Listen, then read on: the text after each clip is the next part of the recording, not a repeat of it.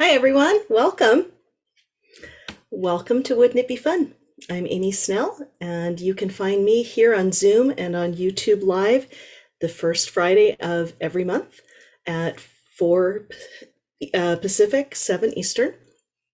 You can also find me on Instagram and Twitter as @DVSKnitter or on my blog at deviousknitter.com. I am excited to be joined this month by my guest, Anne Frost. Anne is the progenitor and founder of the online International Fiber Festival, which is just wrapping up a full week of the most wonderful, absolutely free content. And Anne is also the host of the I Thought I Knew How podcast. So Anne is on her way in here, and I'm going to be very excited to welcome her when she gets here. But in the meantime, why don't the rest of you unmute yourselves and we can say hi. Hi. Hi and welcome. Where's everybody here from? Hi, Northern I'm Norman. I am Wichita, Kansas. Kansas. Great. Yeah. Northern New Jersey. Great. Atlanta. All over the place. Lots of East Coasters. I'm from New York, right near Rhinebeck. Oh, Great. look, I like the background. Thank you. Carson City, Nevada. Fantastic, Barbara. Not too awfully far from me. I'm coming to you from California. I'm in the San Francisco Bay Area. Ah, nice, nice. Does anybody know who won the bingo from the Fiber Festival? I didn't find out. I should ask. Well, I haven't gone through my 700 and some odd emails. So I know. I won, but who knows, I'll keep my fingers crossed for you. Thanks.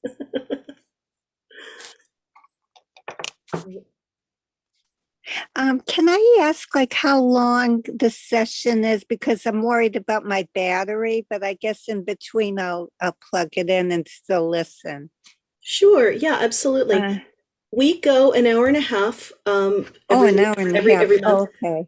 Then So I'll definitely have to plug it in, but I won't miss anything. I'll just be in the other room with it. Sure. Yeah, absolutely. The first 45 minutes or so, I'll be interviewing Anne, and then I usually answer a few questions. I tend to look at those questions that everybody sent in when they signed up to attend, and I'll demonstrate a tip or two.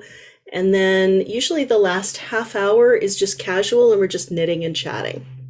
Oh, I've enjoyed all the demonstrations I've seen that you've done. Well, thank you. That's great. Yeah, you're really a good teacher. Thank you. I am reaching out to Anne right now just to make sure she's not having trouble getting on. Okay, so I'm gonna just send her a new invitation. She sent me an email and her link wasn't working. So I am going to copy that invitation and try to get her in here because she's waiting apparently very patiently. I was waiting for a while and then I left and closed Zoom and came back with the same link and it worked. Well, thanks for letting me know.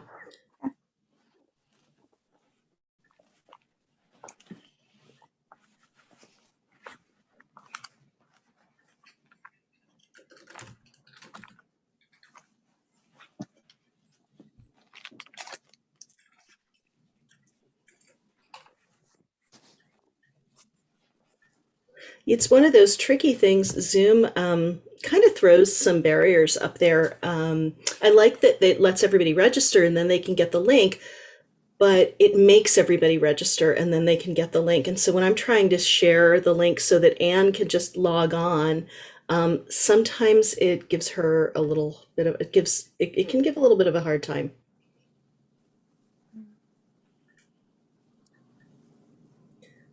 What I usually do is I put the ID and the password in my calendar at that time. Right. I do that too, because yeah, I try to do the same thing whenever I sign up for anything. Love your shawl. Ooh, Oh, thank you. Yeah, I was thinking the same thing. thing. Yeah, Thank you. It's one I've had for the a couple of colors years. are so nice. Thanks. Yeah, I've had this one for a couple of years. It's an old pattern of Casapinkas. It's called Black to the Fuchsia. And her original one was it was black and then a whole bunch of different gradients going to fuchsia, which isn't really doesn't tend to be my colors, but the pattern itself is great. So I just did it in completely different colors. This helps me. show the whole thing. No, because I'm Sorry, I missed that? Oh, show us the whole. Sure. Let me finish typing in the code for Anne to get in here, and then I will do that. That'd be great. I'm in, Amy. Oh, good. And I was like, oh gosh, I have to send her, I'll send her the link and then I'll copy the meeting ID, but because I'm in the meeting, it was like, oh, I don't know if it's copying it right. So I was trying to like copy it letter by letter and send it to you. I had like the links you were sending me were just taking me to the registration page. And so I just registered again and it brought me in. So Thank you for doing that. If there was a way for me to override that on Zoom and just send people the link and just tell them just come on in, I would. I can copy the meeting ID, but I can't copy the link. Anyway, that's really boring. I'm sorry. Someone asked if they could see the whole shawl that I'm wearing, so I'm going to take that off and do that. I have to get this. I love this shawl cuff, by the way, but I have to take it out of the shawl cuff. It's a little. It is pretty, that shawl cuff. One of those. It doesn't open up. You have to kind of slide the shawl in. But I really love this. It's from Jewel Designs, JUL. Don't know if you're familiar, but yeah, they're really pretty leather and metalwork cuffs.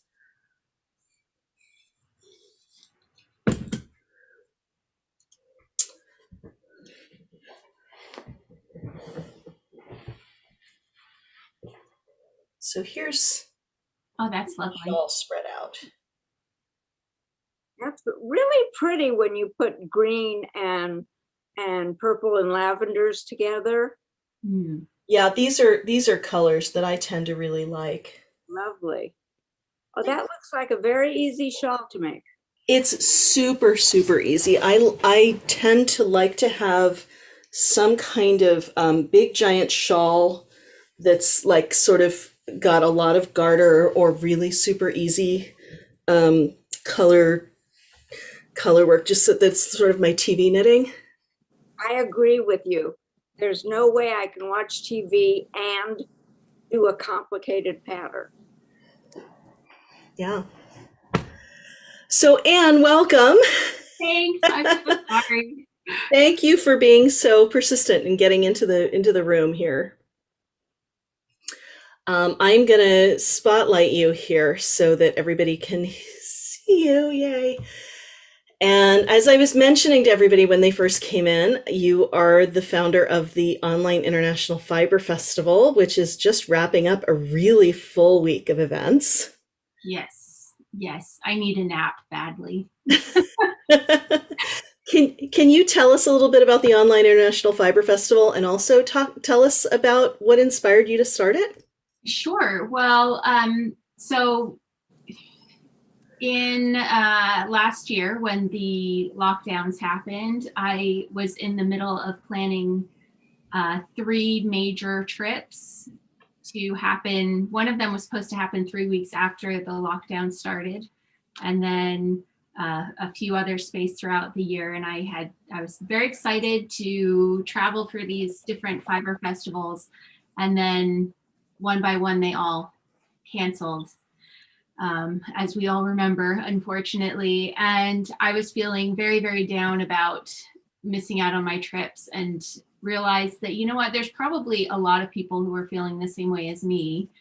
And also there were a lot of vendors who were going to be missing out on the opportunity to connect with customers. And I thought, you know, I I probably could do something to recreate the feeling of traveling for fiber crafting. And that was sort of the birth of the online fiber festival. I came up with 8 days because that's how long Shetland Wool Week is. that's the only reason why I thought of 8 days. And I chose 8 different locations around the world to spotlight, and started contacting some vendors to put together a marketplace. And I don't know how many of you have participated in the festival before, but it's something that is able to be done by anyone, anywhere in the world on their own time zone. So all of the classes are done through Craftsy so that people can log in when it's their morning time and they can take the classes. And then in the afternoon, we have a full slate of documentaries that come from free online sources that they can then watch when it's their afternoon. And I provide a menu of regional foods for people and an evening event for them to watch that's a cultural event having to do with the area. Yeah, it's really great. And so you mentioned the Shetland Wool Week. Was that one of the trips that you missed out on that got canceled last year? Well, the event was canceled. We ended up, our trip that was going to include Shetland Wool Week was actually going to include 3 different festivals that happened back to back with one another. And so just to clarify, we're not like independently wealthy and can just pick up and travel at any point in our time. My husband has a job that allows him to work from anywhere where there's internet access. So every now and then we can do a crazy trip like that and he can continue to work. So we had planned to go to the Fano Festival in Denmark, and then Shetland Wool Week, and then Icelandic Wool Week. Iceland was going to put together a wool week that was going to just be that one year. And so I thought, well, if I'm ever going to Iceland, that would be the perfect time to go. Yeah. And the other 2 festivals, well, all the festivals had to cancel. But because we had planned to be away for that long, we were able to take the time in the UK to quarantine for 2 weeks and then still be able to be in Shetland while Shetland Wool Week should have been happening. And rather than sitting in classes myself, I actually did some interviews for Jamieson and Smith, and those are on the Jamieson and Smith YouTube channel. And I did some interviews for my podcast as well. And we just spent some time enjoying the outdoors. We're usually so busy when we go to Shetland because we are trying to fit in so many classes and experiences. That it was very nice to have a quiet time in Shetland where we could just go on walks and see some of the other sites that we normally miss out on. So tell me a little bit more about your relationship to Shetland. So the first time I went to Shetland was 3 years ago now. Like, time has no meaning anymore, you know? So I'm like, how long? I think it was 3 years ago now. And a friend of mine okay, you got to back up more. I used to live in the Philippines, and I had a very close friend there who moved back to the US a year before we did. And she and her daughters were going to spend a month in Scotland, and they invited me to come spend a week with them. But I didn't want to interrupt mother-daughter bonding time, you know, so I timed it so that I was a few days with them, and then I decided to go up to Shetland and then come back and spend a few days with them. And really it was just because I knew Shetland was connected to Fair Isle knitting, and that was it. Like, I didn't do much research before I went, you know, I just sort of was like, it's a place to go. And I had lost my mother not too long before that. So I was still kind of broken as I was going that, and just going to Shetland. And I went to the Shetland Textile Museum, which is a small museum, but it focuses just on the weaving and knitting and tatted rugs and spinning, all the fiber crafts of Shetland, and saw that. And while I was there, people were like, oh, you should come back for Wool Week. And I was like, well, that I should. That sounds like it's right up my alley. But I didn't, other than a few museum stops, I didn't really have a whole lot of fiber related experiences while I was there. But I did have a moment when I was standing in a very isolated part of Shetland where there was 3 layers of history that you could see in the landscape that were hundreds of years apart from one another. And just being there and feeling that depth of history helped me process my mother's death a little better. Sorry, I didn't mean to be a downer tonight. It actually was like a really beautiful moment that I had there. And ever since then, I've had a very strong connection with Shetland as a result. And it wasn't, it was like the next trip that I went back. In the meantime, I had heard about the Harriet's Hat Project, which was a fundraiser to raise enough money for the Shetland MRI the MRI that the hospital up there needed. And I got really involved in promoting that through the podcast and going on other people's podcasts and talking about it, just because a lot of the people involved with that had connections with local knitters in Shetland, but they didn't have connections with the wider knitting world. And so I was helping with that. And then when I went for Shetland Wool Week for the first time, I was involved with some of the MRI Mackers activities with that and got to know some of the local knitters more and began to form friendships there. So now when I go back, it's not just like, it's a pretty place to be, it's a time to reconnect with friends. And we've been back another time since then. We have more trips on the horizon. It's just one of those places I go where I feel like this place is full of kind, welcoming people, and you just sort of feel good there. You just feel comfortable. It's one of my comfortable, happy places on the planet. So That's right. That was a long and winding road. Well, you mentioned your podcast, and I know you do have a podcast, and it's called I Thought I Knew How. Yes. Can you tell us a little bit about how that got started? That got started after we moved back to the US. And while we had lived in the Philippines, I really was like the lone knitter in the wilderness. There were people who knit in the Philippines, but people's schedules are so tight and traffic is so bad that knitters don't really get together. And then when I got back to Connecticut, where we live now, I was looking forward to having that connection with other knitters. And I tried a few places near me, a few groups, and didn't really feel like I was connecting with the groups. And that happens sometimes. Like knitting groups can be wonderful, and sometimes you just don't mesh with people. And since then, I found local groups that I really love. But at first, it wasn't happening. So I thought, I'm just going to go online, basically. I'm just going to see if I can make my own tribe. And at the time, I was thinking about doing the Knitting Guild Association's Master Hand Knitter program. And so I thought, well, the podcast could act as an accountability partner, basically, for that. And that didn't work out. But that was sort of the premise of the podcast, was the journey through level 1 of the Master Hand Knitter program. And those of you who listen know that I've made it 3 swatches and the report in to a 19 swatch and final project thing. And that, I started that about 3 years ago. So the focus of the podcast has changed quite a bit, but that is how it got started, was just trying to find a place in this new home of ours, and also the Master Hand Knitter program. So are you theoretically still doing that program? Is that officially not happening? Have you decided? I am theoretically still doing the program, and I actually talk about this in the episode coming out this Monday. I am just ending a hiatus that I took so that I could focus on the festival.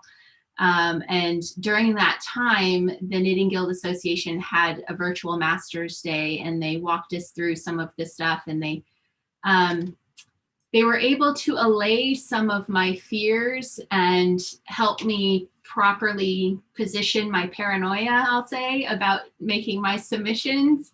So I'm feeling much better about the process, because that's one thing about the Master Hand Knitter program, is that you don't always know exactly what they're looking for. They expect you to do all the researching of the different techniques. So sometimes it can be a bit of a guessing game. And then you also don't know what level of perfection or quality they're looking for. So it can be very nerve-wracking sending your work into them. And so after a while of working on it, it does start to feel very, very much like a weight, I would say, because as adults, we fall out of the practice of being bad at things.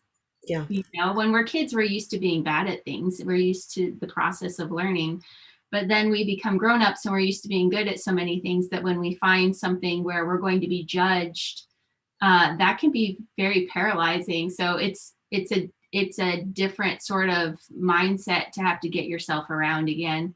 But they were actually very gracious in the presentations that they did in talking about, you know, they showed some examples for one thing. And so I was able to believe them when they said that they aren't expecting us to produce knitting that looked like it came off of a machine. They do allow for variations due to hand knitting. And so that was like, okay, good, thank you.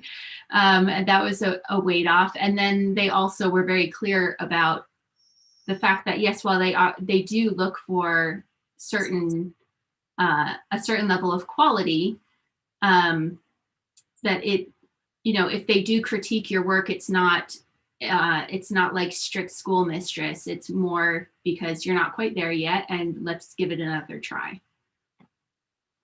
That sounds encouraging. Yeah. So it felt better. So, but now I just need the time. Like now I left the experience very pumped up and ready to move forward, but I've just been so busy, and I'm going to be so busy for the next few months. So it's still sort of backburnered, but I'm feeling better about starting on it again when the time comes. Yeah. You have a lot of balls in the air, and Yes. you know, you've put on a tremendous event this week with the Online International Fiber Festival, and you must get a lot of positive feedback for that festival. I hope you do. You ought to. I do. I hear from quite a few people, and I think that this year, or this, I guess it's this is technically the second year, but the third event. We did it 6 months apart. This event, there's been a great deal of feedback. I think that a lot more people have found the festival this time, and there are a lot of people who have been very vocal. So that's been very nice to hear. That's great. So you mentioned that you've done it 3 times now. You did it in last May, and then November, and then again just now. What's next? Will you continue? Do you have plans for another? Yeah, some of the feedback that I keep hearing is from people who, first of all, are grateful that it's virtually a free event. People do need to have a Craftsy membership if they want to do the classes, but otherwise I don't charge anyone to be part of the festival. And so there are a lot of people for whom they still haven't been able to take part in the online festivals because there have been fees for those. And so I'm sort of creating a space for those people to join in. But also probably the biggest group of people I hear from are people who just can't travel. They can't even to a local fiber festival, either because of health or health of a family member or time commitments or whatever. And so they've been really grateful for the opportunity to get the taste of travel and to be exposed to some of these areas of the world that they otherwise wouldn't be. Like today in the festival, we're visiting Bulgaria. That was, I mean, I've heard of Bulgaria, obviously, but I've never done any sort of research into Bulgaria before. And I've had so many people contact me today and say thank you, because Bulgaria is really a fascinating place and has had some really interesting brushes with history. Like one of the women whose voice is on the Voyager record that was sent out into space is a Bulgarian folk singer. I had no idea about that, but I found an interview with her talking about her experience and what her life was like after being chosen to be on that record. Christo and Jean-Claude. Christo is from Bulgaria. Had no idea, you know, just all of these connections that I really had no idea about before the festival. So I have a lot of people who contact me and they're grateful for the festival. And I'm like, hey, no problem, because I'm learning about a lot of this stuff too. You know, I'm experiencing it myself and enjoying the process. So do you have a favorite location that you've done in the festival? That's kind of a mean question to ask. I don't, let me think. I mean, there's some places that I picked because I've been to them and I already love them. So the Hebrides and Shetland and Peru would be on that list. Places that I now want to go because of the festival and because of the research that I've done. Probably, I'm like looking, I have a map on my wall of the places. So I'm like, probably I would have to say maybe a tie between Bulgaria and Portugal, because probably for the same reasons, just I didn't know a whole lot about those countries beforehand. Portugal, we all learn about Portugal because of the time of discovery, you know, when all the explorers were going out. But that's about all we learn in school in the United States about Portugal, is about the explorers from hundreds of years ago. And so much has happened then. It has such an interesting culture. And then again, Bulgaria, getting to learn about that. Really, it's just the experiences just made me want to travel more, because if I can find in just this handful of cultures that I've explored so far, if I can find so many interesting things, imagine all the other stuff I don't know about yet that I would love to get out and learn more about. And you've also identified a lot of small independent yarn suppliers, yarn dyers, and whatnot in all of these different areas. That's been really interesting for me to learn about some yarn suppliers that have been totally new to me. One or two I was really excited to see because I did know them already, and I was really excited to see them sort of get a little bit more exposure through the festival. What's been your experience with finding these vendors and and pulling them into the festival? It's really been a mixed experience, I have to say. First of all, I love all my vendors. My vendors add so much to the festival. First of all, just with their amazing products, like you said, but also I will run things by my vendors and make sure that I have things right, because I don't want to misrepresent these countries and cultures that I'm bringing to people. One big thing with Estonia in the last festival, for instance, I asked them, if you have any recommendations for foods, is something I typically ask. And all the vendors from Estonia said you had to do something with buckwheat. And that had completely been under my radar. I hadn't, in all my research, I hadn't picked up on buckwheat, but that's a staple food there. They love buckwheat. They cook with it all the time. And so I was very grateful and was able to include that in the festival because of them. But also I'll let them know, if you want to include a video in the festival, I'm open to that. And so like this time we had Julie from Leatherwood Creek Farm created a video about her Tunis sheep, and the Louisiana Yarn Guys did a cooking show about chicken and sausage gumbo, which was amazing for me because I've always avoided gumbo because I thought it was just a seafood dish and I really don't like seafood. And so the idea that, it's just sort of a stew and you can put in any sort of different ingredients. So that was an eye opener for me.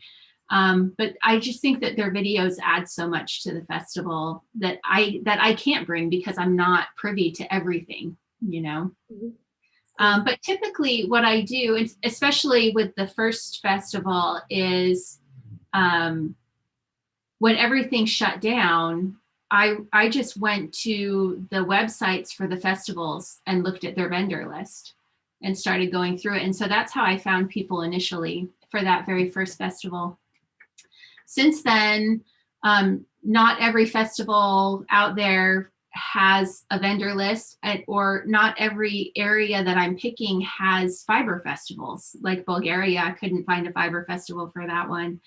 And so I turn to places like Etsy. I go to Facebook groups and ask people for recommendations.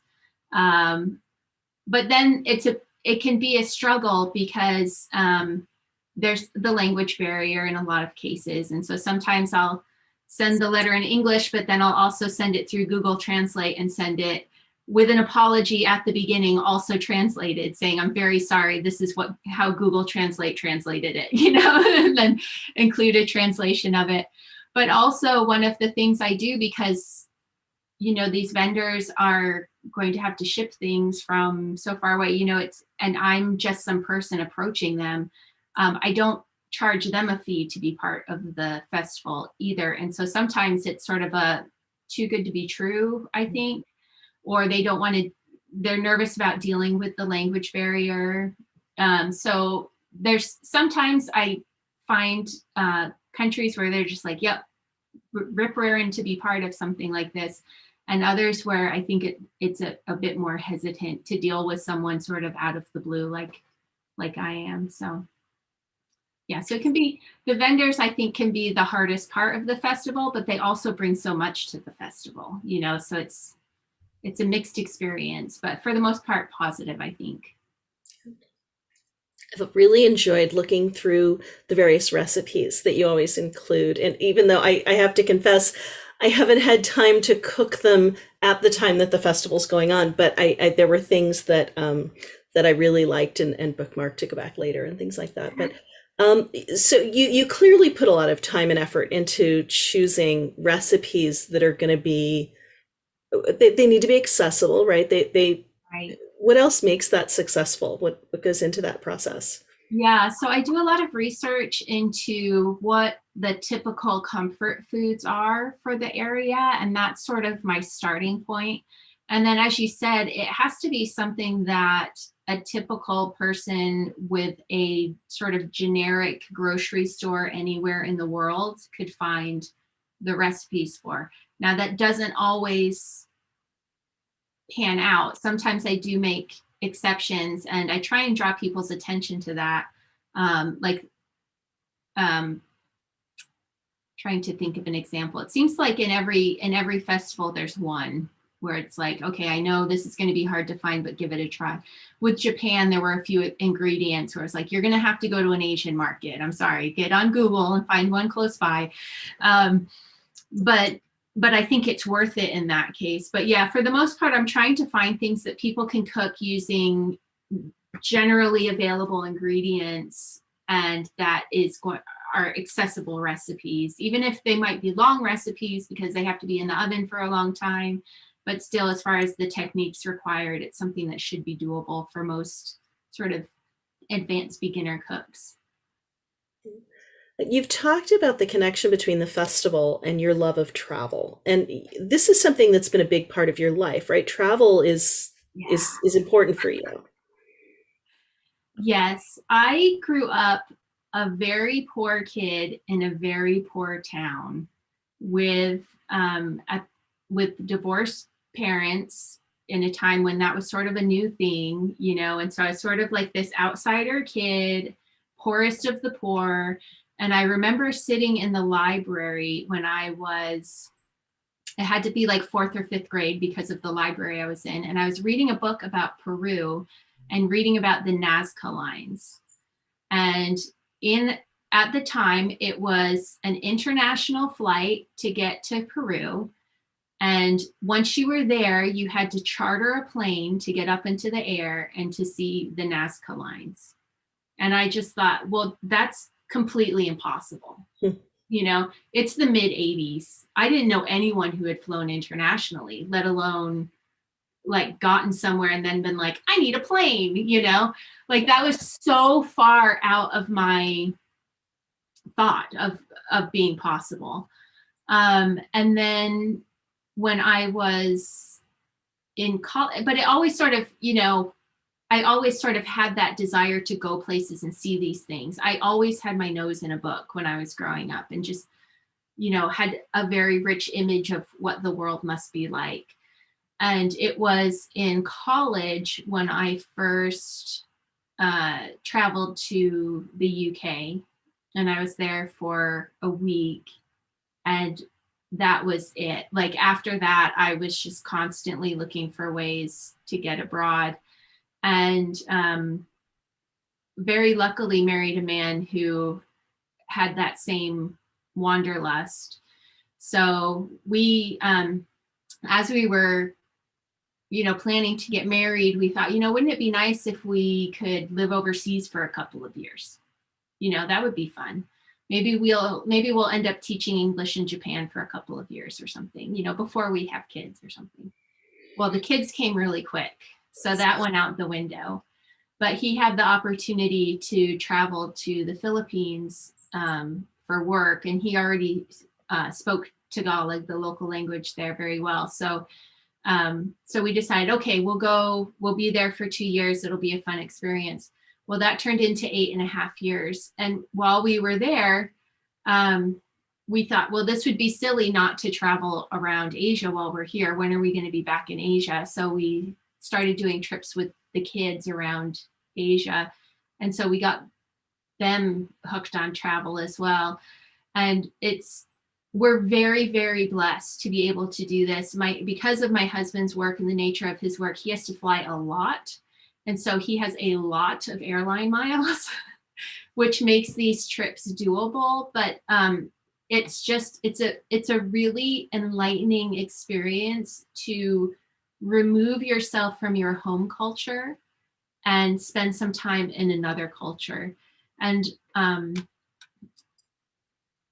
there's tourism experiences where you are so sheltered from the host culture that you don't really get that.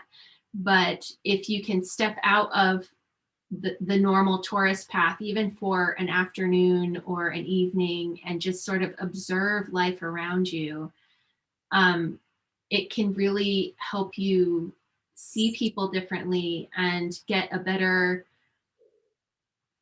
concept of what makes humans humans and what we share and what is common among us.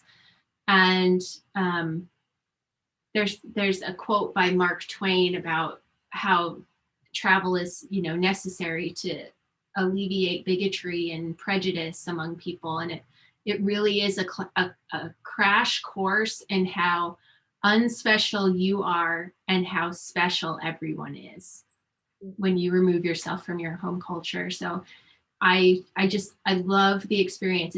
It can be very challenging mentally and emotionally at times, but it's also an amazing way to grow too. You said something really interesting about stepping outside of the tourist experience when you're in another culture, when you're in another country. How does one do that? How do you do that?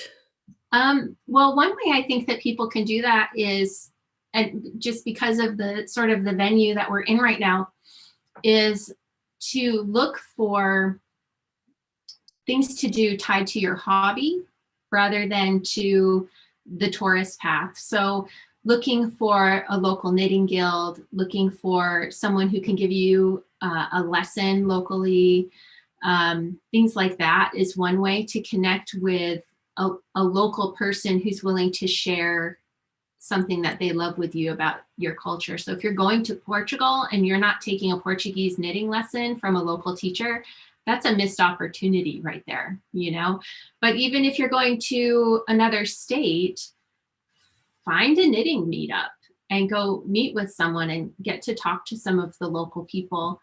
Even if it's like if you are traveling to another location, like say if you're going to France or something,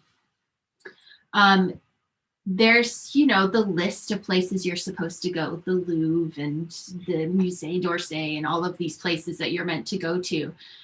But just walking down a different street or finding a mall or, just putting yourself someplace that isn't designed for tourists and just spending some time there can be really enlightening. And you don't even necessarily have to interact with people. A lot of times Americans, we are very nervous because we are awful with languages. So we're nervous about reaching out and interacting with people, but just being somewhere and observing life there can be very enlightening. And if you do speak the language, or if you spend some time trying to learn some of the language, being brave and starting a conversation with someone can be very helpful too. A lot of the world speaks English. And so you're not going to fool anyone. People will know immediately that you are an American. And if they speak English too, they will very quickly switch into English to speak with you if they know it. And, you know, I've been very few places where people are not friendly. I find most of the places I have been, the general culture is much more friendly and accepting than Americans are of strangers who just approach them. So taking that step out of your comfort zone can be a very thrilling part of a trip as you get to know new people. Well, you know, you've done a tremendous job helping a lot of people get to know new areas and new people by the work that you're doing through the Fiber Festival. What's next for you? What do you have on the horizon? I have so much on the horizon. So first of all, tomorrow I have an interview with Irene Wagoner, who is the author of Keepers of the Sheep, which I'm sure many of you have already heard about. It's a wonderful book about her time in Morocco and meeting with the spinners and knitters of the High Atlas Mountains. So that's at 4:00 tomorrow. And if you're interested in joining in on that, go to oifiberfestival.com and look for the link that says start here and scroll to the bottom of the page, and there's a registration link for that. The first episode of the new season comes out on Monday. I'm actually heading to Peru on Sunday. We're going back. It's one of the few places that when we were planning was open to tourists. And so we've decided to go back. But while we're there, I'll be meeting with Dana Blair of Pachinku Fibers. She was a vendor in the second festival. And so we're going to sit down together and have a proper long form interview. I'm doing a special class in conjunction with Vivica Velupillai of Uredale Farm on Shetland called Mackin in Shetland dialect. She is a linguist who is in Shetland to study Shetland dialect and has a really interesting talk about Shetland dialect knitting words and how those sort of home crafts, those things that we teach our children rather than what's taught in schools typically, preserves dialect. And so that's a 2-part series. I'm going to be teaching Fair Isle. And once we start, once we get to the part where everybody's sort of working along on their project, she's going to take it and deliver her talk. And in the second session, same thing, we'll have a little bit more of a lesson, a knitting lesson, and then she's going to talk about the organic farming practices of the farm that produces Uredale yarn. Fiber World's coming up, and I'm actually delivering a talk there. That's July 21st through 25th, and I'm giving a talk called Travel with a Side of Knitting, which is all about what we were talking about before. How do you have these experiences where you connect with other fiber crafters and learn as you are traveling? And then some things are in the work for Shetland Wool Week. I don't have anything like set in stone yet, but it looks like I'll be sort of participating in small ways with that. And then I have a pretty big announcement coming on Monday that I can't really tell you about now. I see some people in here who already know what it is because they're patrons, but right now it's just my patrons who know about it. The big announcement will come on Monday, and if you want to make sure that you hear about that, you can go to ithoughtIknewhow.com and get on my mailing list there, and the mailing list will be like the first one who hears about it. But it's very exciting. I'm very excited about it. And it's going to happen in August, and it's going to be very fun. and go get on my mailing list and learn more. Awesome. Thanks, Anne. And I'm putting all of those links up in the chat again for folks that are looking for the links to all the stuff that you have coming up. Yeah. So I'm always interested in what you have coming up, because you also have like a very full docket of very interesting things. What do I you do. have on the agenda? I have a lot going on too. I have 2 classes that I'm teaching tomorrow. In the morning, morning Pacific time, noon Eastern, I'm going to do a class on brioche increases and decreases. Sort of a follow-on to, I've taught the 2-color beginning brioche a couple of times, and then my students were saying, oh, we want the next steps. So it's sort of a next steps in brioche class. And then at noon Pacific, 3 Eastern, I'm going to be teaching a class on ladderback jacquard. So it's a kind of an interesting skill that kind of slots in well with doing Fair Isle or other kinds of stranded color work, especially if you like to, if you wind up doing things with really long floats or long stretches between different colors. So I'm excited to be teaching that. That'll be a fun one. And then I have another couple classes coming up. I'm doing one on May 12th on Latvian braid, Estonian braid, and some other, I'm calling it twists on color work. I've got I've got a class coming up on splicing and different ways to join yarns on the 18th. I've got in June, I'm doing a class on all kinds of different cast-ons and bind-offs, and I'm going to do one in short rows. In July, I'm going to be teaching helical stripes. Those are all listed on my website. You can all register for all those on my website. And then I'm going to be doing Fiber World as well, which I'm super excited about. And I'll be teaching that 2-color brioche beginner intro class again at Fiber World, as well as a class on doing flat brioche back and forth and syncopation. Ooh. So that'll be fun. Yeah. And I'm doing a lecture there at Fiber World as well. And I'm doing a couple of classes at Vogue Knitting Live next weekend. I'm doing a lecture there on how to figure out if a knitting pattern is a good fit for you. And we get into all kinds of things, even things like substituting yarn and how to pick what size and things like that. And I'm going to do a demo there on swatching, what it is. Do you really need to do it? That sort of thing. What to do if you hate to do it. How to do it right so you don't waste your time. Right. All that sort of thing. So yeah, lots of great stuff coming up. And next month on this video podcast, June 4th, I'm going to have Michelle Lee Bernstein as my guest, and she's a fantastic knitting teacher as well. And I'm excited to have her here. So that'll be fun. Exciting. Next time you do your beginner's brioche, I need to get in on that class. Okay, that'll be next one I have on the schedule is Fiber World in July. So but you know, I tend to try to be responsive. If I have a lot of requests for a certain class, I see if I can just add it to the schedule, because I do a certain number of classes just self-hosted through my own website. And also sometimes I get festivals that ask me, you know, what are students asking for? So people can always drop me a line, a DM on Instagram or something. I'm at Devious Knitter. Or my email is deviousknitter@gmail.com, and you can drop me a line there too. Awesome. And I have some patterns coming out. I have one that just came out this week. If I can find where it went off to, I must have left it somewhere. Here it is. This is the Stevens Creek hat. Oh, that's lovely. And this is stranded knitting. I had a lot of fun with this. This just came out as part of the TKGA's Cast On magazine that came out this week. Okay. So if you're a member of the Knitting Guild Association, you can get this, because I think you have access to their magazine if you're a member. So that's out there. And I have another pattern coming out in next month. The Amberine wrap is coming out as part of the Sun and Fog collection, which is a collection of designs by San Francisco Bay Area knitters and independent yarn dyers.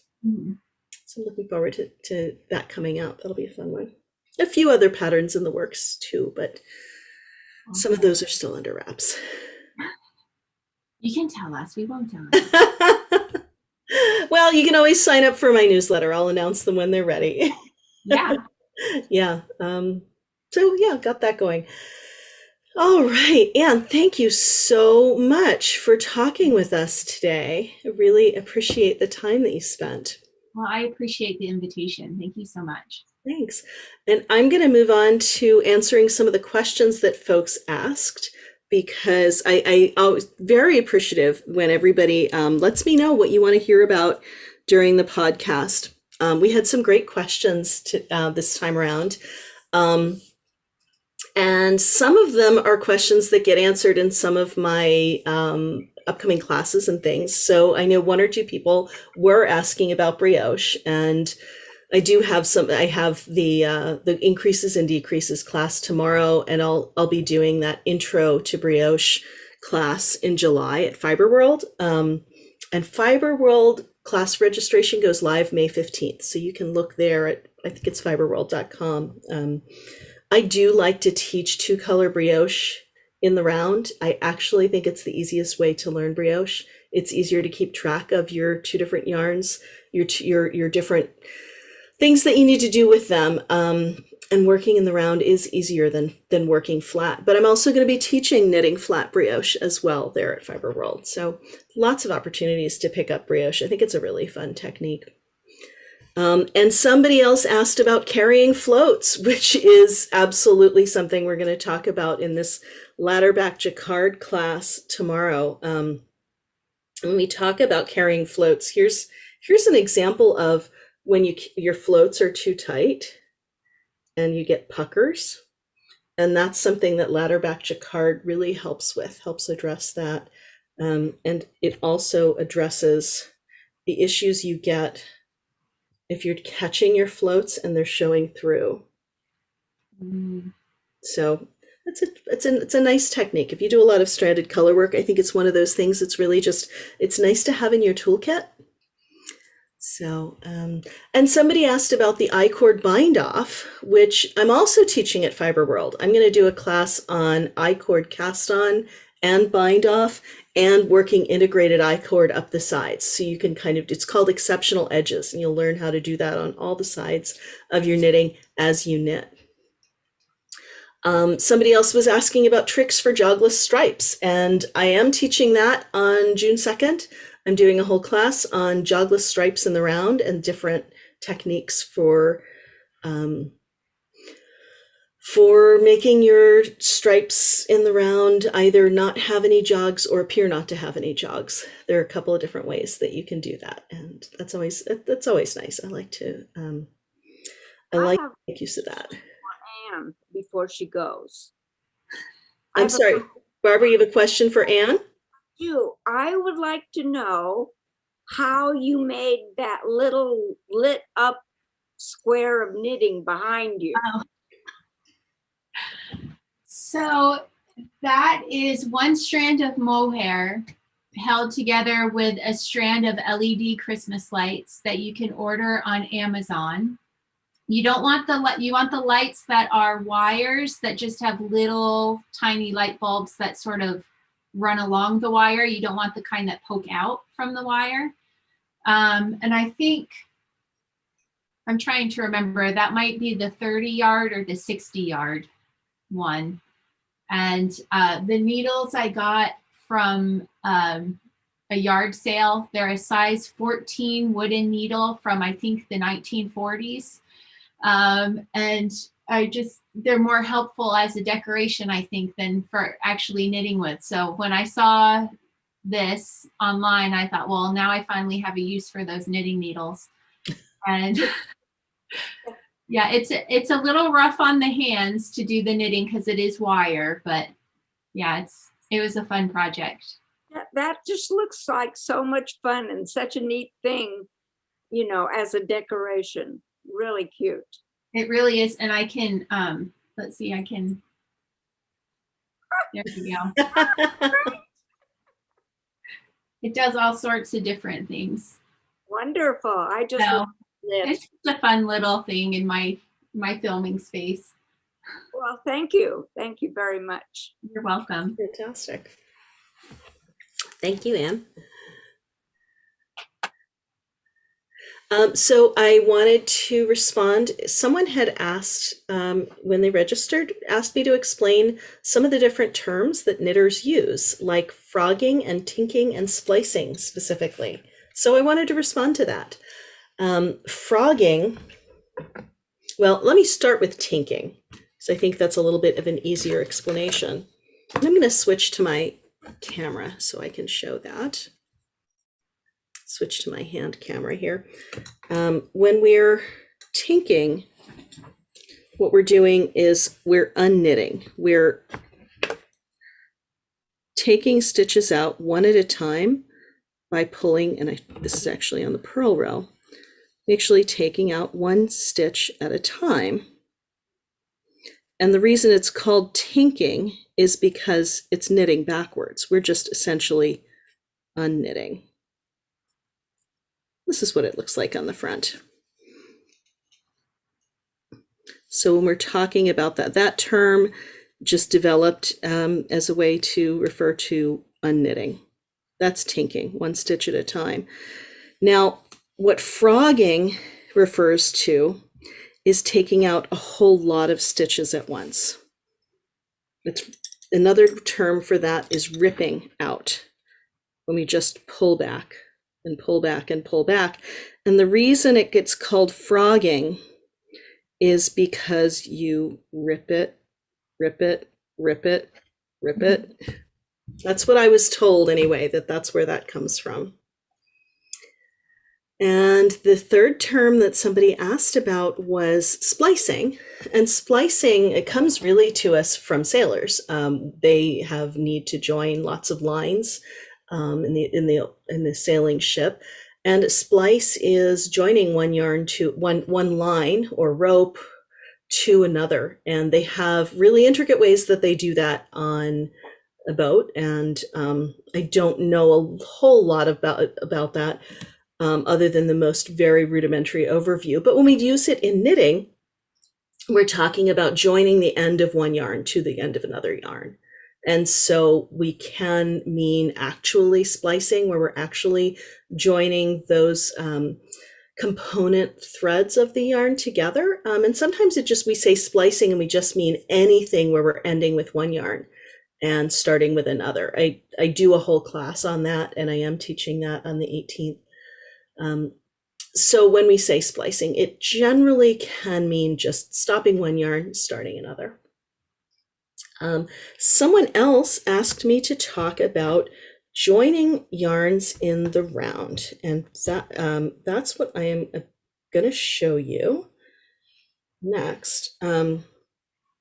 So I'm going to talk about joining in the round without twisting and giving a good join at the place where our start and end of the round connect. When we're working in the round in a small circumference, and we could have DPNs or magic loop or two circulars, doesn't really matter.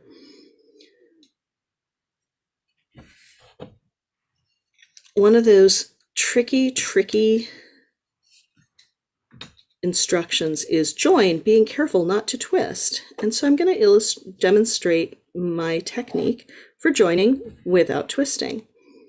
And so I've cast on over 2 of my DPNs here, and I'm just going to start casting onto the third one. And I thought you might like to see how I happen to do that. There's many ways you can do it. I tend to hold the new needle parallel to the old one and just extend it out a little farther. And when I get that next stitch on there, I try to tighten it up pretty close to the one that's on the old needle so I don't get a big gap where I change from one needle to the next.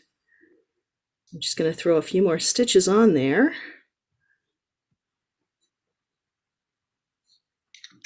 And I can drop those other needles away now.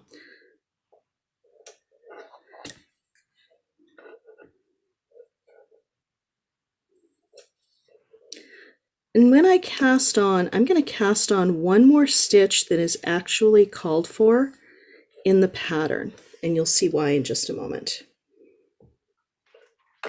So Join, being careful not to twist, especially with DPNs. It can get really easy to have a twist in there that we don't see, and they like to do that. So what I do when I'm getting ready to join in the round, whether it's on DPNs or a different type of needle, is I line them up with the pearl bumps to the inside. Because if I've got something like this somewhere along the way, it becomes a little bit easier to see if I'm trying to get this edge to the inside. I can see, and here's what it looks like on the other side, on the knit side, I can still see if I've got something that's twisted around my needle. So I'm going to bring those stitches back so that they're all facing inward. And I could have 3 needles or I could have 4. It doesn't really matter how many stitches, how many needles the stitches are going around. I just want to make sure all the stitches are toward the inside of my needles. And I'm going to double check at the joins and make sure I don't have an extra twist between my stitches. So now that they're all facing the inside, I can take the first stitch and the last. And remember how I said I cast on 1 extra stitch? I'm going to move those close together and take the last stitch I cast on, pop it over the first stitch I cast on as though I were binding off. Okay, I've just put that stitch over the other. Now I can take my working yarn and my tail and cinch that up tightly. And my stitches are joined before I even start knitting. And because they were joined without being twisted, and I was careful that they weren't twisted when I joined them, once I start knitting, they won't twist. I've locked it down, I've locked them in place.